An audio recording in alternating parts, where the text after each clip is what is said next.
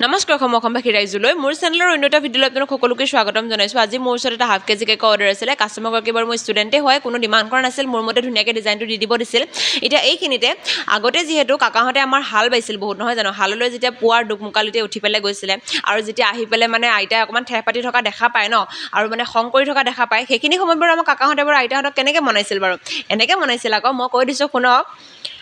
অ দেহামাই পুৱাৰ দুকমুকালিতে হাললৈ মই গৈছিলোঁ, হাললৈ মই গৈছিলোঁ, হাই ঐ দেহি ঐ কান্ধতে ঐ নাঙলটি, কান্ধতে ঐ নাঙলটি লৈ, ভাৱনা সাগৰতে ফুৰুনুতি ভাহি, ফুৰুনুতি ভাহি, হাই ঐ দেহি ঐ তোৰে ছবি বুকুতে, তোৰে ছবি বুকুতে থৈ, নে কি কয় বাৰু। এইটো হৈছে ফাইনেল লুকটো। লগ পাম এটা ভিডিঅ', তেতিয়ালৈকে সকলো কুশলে থাকক। Bye bye.